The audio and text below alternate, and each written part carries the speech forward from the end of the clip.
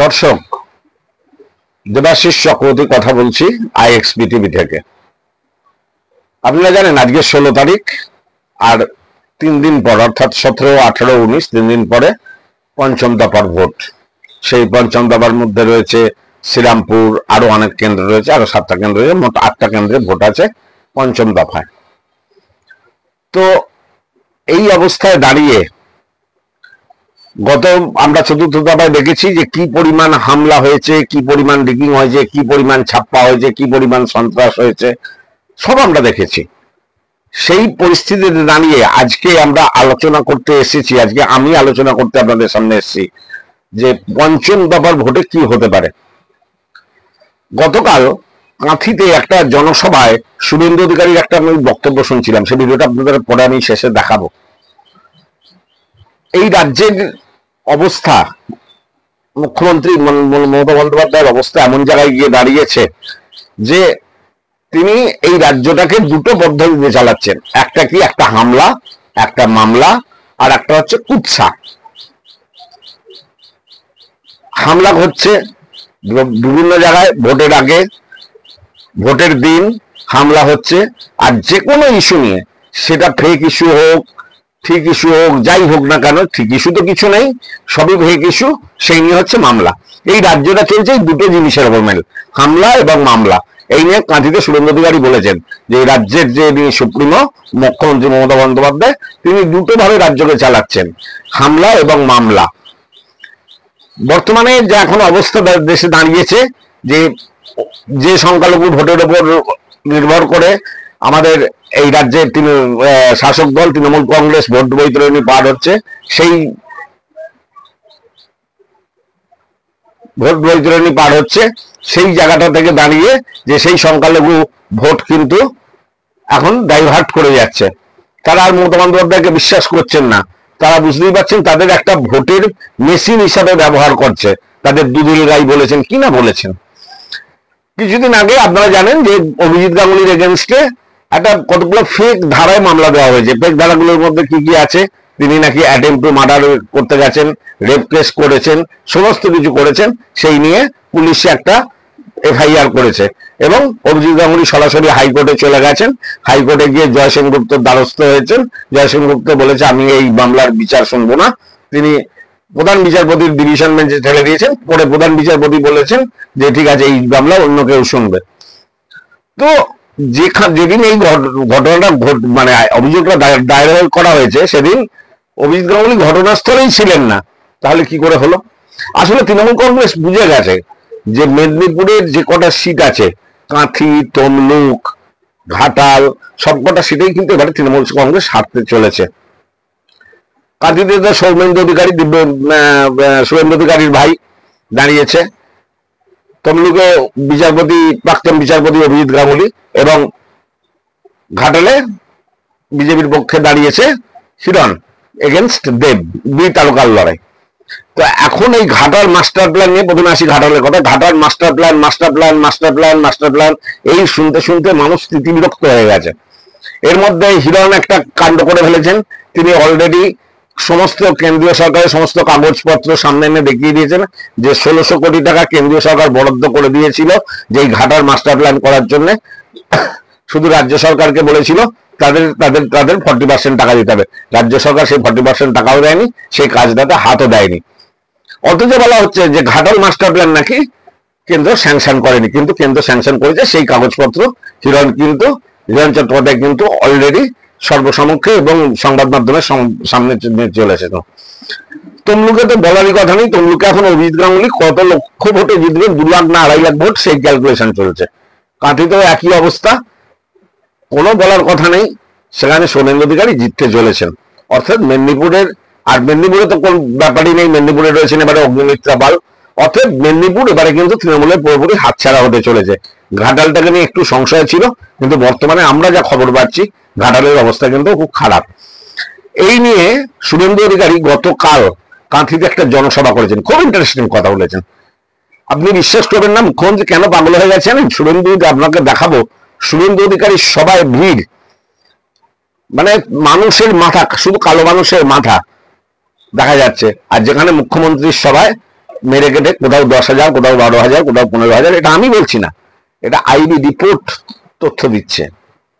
তাও সেখানে কোথাও সিভিক পুলিশ, কোথাও ছাত্রছাত্রীদের নিয়ে গিয়ে সভা বাড়ানো হচ্ছে।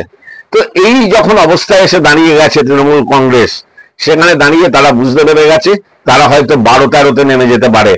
সেই আশায় জায়গায় দাঁড়িয়ে শুভেন্দু অধিকারী যত আক্রমণের শিকার হচ্ছে, শুভেন্দু অধিকারী, নরেন্দ্র মোদী, অমিত শাহ, এরাই হচ্ছে মূল আক্রমণের লক্ষ্য। তো শুভেন্দু অধিকারী যার জন্য তিনি পরিষ্কার বলেছেন যে এই মেদিনীপুর গড় এটা কিন্তু তৃণমূল তৈরি করেনি, মেদিনীপুর গড় বহু আগে থাকতে। এবং মুখ্যমন্ত্রী তো ভুলভাল কথা বলাতে, আপনি আমরা জানেন মিথ্যা কথা বলা, ভুলভাল কথা বলা ওনার একদম সহজাত অভ্যাস। যার জন্য সত্যি কথা বলতে আমি ওনার কথাবার্তা খুব একটা শুনি না। ওই শুনতে শুনতে আমার নিজেরই মনে হয় যে আমি বোধহয় পাগল হয়ে যাবো, এবং আপনারাও বোধহয় পাগল হয়ে যাবেন, যার জন্য শোনেন। এবং ওনার মুখের যা বর্তমানে ভাষা এসে দাঁড়িয়েছে, বাড়ির গার্জেনরা পর্যন্ত বাচ্চাদের সামনে ওই ওনার ভাষণ চললে টিভিটা ঘুরিয়ে বোধহয় গোটে গোটে নিয়ে চলে যান, আমার যা মনে হয়। কারণ ওনার মুখের যা ভাষা, বাচ্চারা কি শিখবে? তো যাই হোক, শুভেন্দু অধিকারী সেখানে দাঁড়িয়ে বলেছেন, মোদী বলেছেন যে মাতঙ্গিনী হাজরা নাকি পিছাগণিতে নাকি তিনি শহীদ হয়েছিলেন। মানে বলারই কথা নয়, 47 সালে নাকি রবীন্দ্রনাথ ঠাকুর মারা গেছেন গান্ধীজিকে ফলের রস খাইয়ে। মানে এসব অসাধারণ ভুলভাল কথাবার্তা, সেই সব কথাবার্তা নিয়ে নেই। সেটা নিয়ে শুভেন্দু অধিকারী কাঁথির জনসভায় একটা বিস্ফোরক বক্তব্য করেছেন যে এই রাজ্য সরকারটা চলছে দুটো জিনিসের ওপরে, একটা হচ্ছে হামলা আর একটা হচ্ছে মামলা। চুরি তো তার সঙ্গে আছেই, কয়লা, গরু, বালি, শিক্ষা দুর্নীতি, হ্যাঁ, নিয়োগ প্রত্যেকটা ক্ষেত্রে নিয়োগ দুর্নীতি, দমকলে নিয়োগ দুর্নীতি, পুলিশে নিয়োগ দুর্নীতি, তারপরে আপনার মিউনিসিপ্যালিটিতে নিয়োগ দুর্নীতি, সেচ বিভাগে নিয়োগ দুর্নীতি। সে দুর্নীতিতে তো ছেয়ে গেছে। ইতিমধ্যেই খাদ্যতে বালু মল্লিক অলরেডি 10,000 কোটি টাকার তার বিরুদ্ধে জারি হয়েছে। 10,000 কোটি টাকার, তার মধ্যে মানে ঘাটলাবাজি হদিশ পাওয়া গেছে। তার মধ্যে সিবিআই, ইডি কতটুকু উদ্ধার করতে পেরেছে, তা হিমশৈলের চূড়ামাত্র ইডি উদ্ধার করতে পেরেছে। এখন প্রশ্নটা হলো এই জায়গাটাতে, যখন 20 তারিখে পঞ্চম দফার নির্বাচন, সেই পঞ্চম দফার নির্বাচনে কি হতে পারে? অলরেডি চতুর্থ দফার নির্বাচন পর্যন্ত মেরে কেটে তৃণমূল কংগ্রেস 4টে আসন পেতে পারে, এটা কিন্তু সবারই পর্যবেক্ষণ। এই পঞ্চম দফা, ষষ্ঠ দফা এবং সপ্তম দফা, পঞ্চম দফার ভোটেও কিন্তু তৃণমূলের আশা কিন্তু খুব সঙ্গীন, তৃণমূলের আশা কিন্তু খুব সঙ্গীন হতে চলেছে। সেই পঞ্চম দফার ভোটেও অলরেডি তিনি যদি চাঁচাচ্ছেন এখন যে ইন্ডিজোট 315 আসন পাবে, যেখানে তিনি তাহলে ইন্ডিজোট যদি 315 আসন পায়, তাহলে সর্ববৃহৎ দল হচ্ছে কংগ্রেস। কংগ্রেস কি পেতে হবে 160-70 আসন মিনিমাম। তিনি নিজেই তো বলছেন, দাঁড়িয়ে বলেছেন যে কংগ্রেস এবারে 40টা বেশি সিট পাবে না। তাহলে কি করে ইন্ডিজোট 315? পাগলও হাসবে, ওনার কথাবার্তা শুনলে পাগলও হাসবে। আর ওনার কথাবার্তার তুইতকারী, মুখ্যমন্ত্রীকে, প্রধানমন্ত্রীকে তুইতকারী, অমিত শাহকে তুইতকারী, স্বরাষ্ট্রমন্ত্রীকে তুইতকারী, কাকে হদল কুটকুট, এইসব কথাবার্তা আমি আর সেই সব নোংরা কথাবার্তা উচ্চারণ করতে চাই না দর্শক। এইসব নোংরা কথাবার্তা বলে তিনি যেভাবে এটাকে চালাচ্ছেন, সেটা দেখে সত্যিই আমরা যারা সাংবাদিক কুল, আমরা খুব খুব আমরা বিরক্ত বোধ করি ওনার কথাবার্তা শুনতে। আপনারা স্কিপ করবেন না ভিডিওটা। আমি এই ভিডিও শেষে শুভেন্দু অধিকারী গতকাল কাঁথির জনসভা থেকে কি বলেছেন একবার শুধু সেটা শুনুন, আর দেখুন কি পরিমাণ, মানে শুভেন্দু অধিকারী যেখানে জনসভা করছেন 70,000, 80,000, 60,000 লোক হচ্ছে। অথচ জনসভাটা বহর দেখলে তো একটা মানুষ আইডিয়া করতে পারে। আপনারা দেখবেন সেই ভিডিওটা আমরা আপনাদের এই প্রতিবেদনের শেষে দেখাবো। তো এখন প্রশ্ন হচ্ছে যে এই পঞ্চম দফাতেও খুব খারাপ ফল যদি বিজেপি করে 4-4 হয়ে যাবে। খুব খারাপ ফল যদি বিজেপি করে 4-4 হয়ে যাবে। 4-4 হয়ে গেলে তাহলে ওখানে আগের বারে হয়েছিল 4টে, এবারে হবে 4টে, 8টা আসন মতো হবে। আর বাকি রইল কটা? ষষ্ঠ দফা, সপ্তম দফা, আর 2টো দফা বাকি রইল। 2টো দফায় কত আসন পেতে পারে? 2টো দফায় কত আসন পেতে পারে? 2টো দফায় মেরে কেটে 7টা থেকে 8টা আসন পেতে পারে। তাহলে ঠিকই আছে অঙ্কটা, যে 15টা। সেটা যদি ভোট সুইং করে, এবারে এখানে একটা গল্প আছে কিন্তু, ভোট যদি সুইং করে তাহলে কিন্তু তৃণমূলের কপালে অশেষ দুঃখ আছে।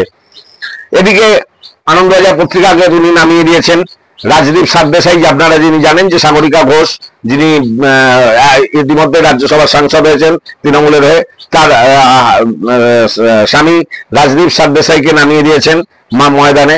ইতিমধ্যে রাজদীপ সারদেশাই একদিন তামিলনাড়ুর না কর্ণাটকের কোন একটা বাসে সব মানুষের ইন্টারভিউ নিতে গেছিলেন, তাকে তো যাচ্ছে তাই করে সব বলেছে সব মোদির গ্যারান্টি, মোদির গ্যারান্টি, মোদির গ্যারান্টি। তিনি দেখে শুনে বাস থেকে নেমে চলে এসেছেন। এই হচ্ছে এখন এদের অবস্থা। এরা এখন ভাবছে যে কি করবো, একদিকে বলছে যে আমরা ইন্ডিজেট পাবো 315, অথচ বাংলায় তার মধ্যে কোনো প্রতিফলন নেই। কোথায় না, উনি বলছেন যে আমি দিল্লিতে যাবো, দিল্লির সঙ্গে। অর্থাৎ আপনি তো নিজেই বলছেন যে দিল্লিতে কংগ্রেস 40-এর বেশি আসন পাবেন না, তাহলে 40 যদি কংগ্রেস পায়, ডিএমকে বিএসপি এসব মিলিয়ে কত আসন পাবেন? আবার এদিকে বলছেন আপনি 310-15 আসন পাবেন। পাগলেও বিশ্বাস করবে এই কথা? আসলে উনি বুঝে গেছেন নরেন্দ্র মোদী এবারে কিন্তু 400 পার বলেছেন, তিনি অন্তত 350-360 আসন নিয়ে কিন্তু আরামসে কিন্তু এবারে তৃতীয়বারের জন্য কেন্দ্রের সরকার করতে চলেছেন। আর এবারে এই রাজ্যে ভরাডুবি অবশ্যম্ভাবী। আমি বলছি শ্রীরামপুর লোকসভা কেন্দ্র, শ্রীরামপুর লোকসভা কেন্দ্রে কল্যাণ ব্যানার্জি জেতার চান্স 30 to 40%, 60% নেই কল্যাণ ব্যানার্জি জেতার চান্স। আপনি কি, আপনার হাতে প্রশ্ন করতে পারেন আপনি কি জ্যোতিষী, আপনার হাতে কি কোনো তথ্য আছে? না, আপনার হাতে কোনো সেই রকম কোনো মানে নেই। কিন্তু আমরা একটা সার্ভে করেছিলাম, সেই সার্ভেতে বা এখনো আমরা যে মানুষের সঙ্গে কথা বলছি, যা কথা বলে যা বুঝতে পারছি, কল্যাণ ব্যানার্জির ওপর মানুষ স্থিতিবিরক্ত হয়ে গেছেন।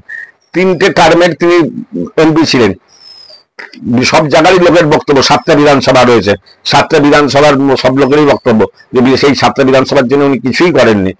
উল্টে তিনি উপরাষ্ট্রপতিকে গালাগালি করেছেন, যেটা তার স্বভাবগত মজ্জা। তিনি